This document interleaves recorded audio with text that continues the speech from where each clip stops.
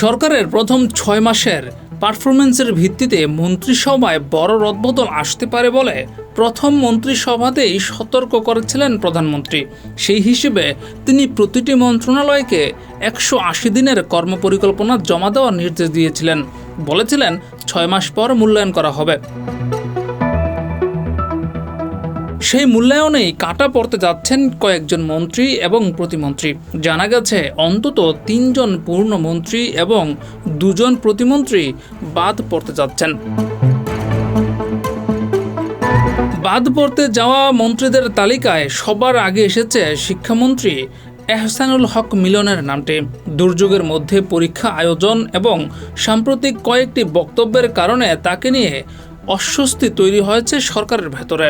জানা গেছে শিক্ষা মন্ত্রণালয়ে বড় ধরনের পরিবর্তনের অংশ হিসেবে তাকে সরিয়ে দেওয়ার সিদ্ধান্ত প্রায় চূড়ান্ত। শিক্ষা মন্ত্রণালয়ের দায়িত্ব পেতে পারেন প্রধানমন্ত্রী কার্যালয়ের মুখপাত্র ও উপদেষ্টা মাহাদি আমিন। দ্বিতীয় পূর্ণ মন্ত্রী হিসেবে বাদ পড়তে পারেন স্বাস্থ্যমন্ত্রী সর্দার সাখাওয়াত হোসেন বকুল। বিভিন্ন বক্তব্য ও ঘটনাকে কেন্দ্র করে তিনি দীর্ঘদিন ধরেই সমালোচিত। আদ্দিন ফাউন্ডেশন সম্পর্কে তার একটি বক্তব্য এবং হাসপাতালকে নিষিদ্ধ করা নিয়ে ব্যাপক সমালোচনার মুখে পড়েছিলেন তিনি। স্বাস্থ্য প্রতিমন্ত্রী ডাক্তার এম.এ. মুহিতকে পূর্ণ মন্ত্রী করা হতে পারে। প্রতিমন্ত্রীদের মধ্যে পানি সম্পদ প্রতিমন্ত্রী ফরহাদ হোসেন আজাদ বাদ পড়তে যাচ্ছেন। সম্প্রতি তার একটি আপত্তিকর ভিডিও ফাঁস হওয়ার পর চরম সমালোচনায় পতিত হয়েছিলেন তিনি।